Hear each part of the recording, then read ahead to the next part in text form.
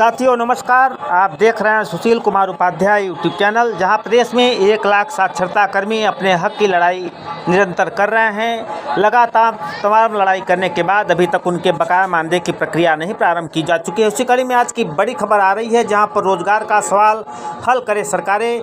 यह बयान है आईपीएफ का, जहां पर दुधी में आज हुई बैठक में बड़ा बयान आया है। आईपीएफ ने कहा है कि रोजगार का सवाल हल करे सरकारें, तभी सरकार की तंदा टूटेगी। आने वाला समय राम राज्य का होगा, नहीं सरकार को जो तमाम साक्षरता कर्मी हैं, जो बेरोजगार युवक हैं, इनको उखाड़ फेंकेंगे। जिस तरह से लगातार पूरे देश और प्रदेश में संघर्ष का बिगुल बच चुका है, उसी कड़ी में आज की जो बड़ी खबर आ रही है रोजगार को लेकर आ रही है, जहां पर रोजगार का सवाल सरकार हल करके इनको कहीं न कहीं रोजगार से जोड़े, तभी देश और प्रदेश का समुचित विकास होगा। ये बातें आईपीएफ के तरफ से सोनभद्र में दुधी में हुई बैठक में निकल कर आए हैं। उन्होंने सरकार पे आरोप लगाया है कि सरकार रोजगार के सवाल को हल नहीं करती है, तो निरंतर तौर पे जो सरकारें काम कर रही हैं, जो बड़े बड़े बात कर रही है, आने वाले समय में इसका परिणाम इस सरकार को भुगतना पड़ सकता है। तो लगातार संविदा कर्मचारी, साक्षरता कर्मचारी और बेरोजगार सरकार के विरुद्ध हैं। लगातार इनके विरुद्ध बिगुल फूके हुए हैं। आपको मालूम है कि लगातार कई चरणों में लोकसभा चुनाव उत्तर प्रदेश सहित पूरे देश में हो रहे हैं।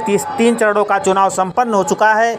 अब 7 चरणों में कुल चुनाव होने वाले हैं। चौथे चरण, 5वें चरण, 6वें चरण और 7वें चरण का नामांकन प्रक्रिया 7 मई से प्रारंभ हो चुकी है। अब देखने का विषय है, जिस तरह से रोजगार के सवाल पर आईपीएफ का बड़ा बयान आया है। सरकार से मांग की है कि जो तमाम बेरोजगार हैं, साक्षरता कर्मी हैं, निष्कासित है, इनकी समस्या का सरकार समाधान नहीं करती है, तो निश्चित तौर पे आने वाले समय में सरकार का विरोध करना पड़ेगा और आने वाले समय में इसका खामियाजा सरकार को भुगतना पड़ेगा। अब देखने का विषय है रोजगार का सवाल की बात करने वाली सरकार कितना इन तमाम संविदा कर्मचारी, साक्षरता कर्मचारी व बेरोजगारों की सुध लेती है, तो देखने का विषय होगा। लेकिन जिस तरह से संघर्ष का बिगुल बच चुका है, निश्चित तौर पर सरकार की तंदा टूटनी चाहिए।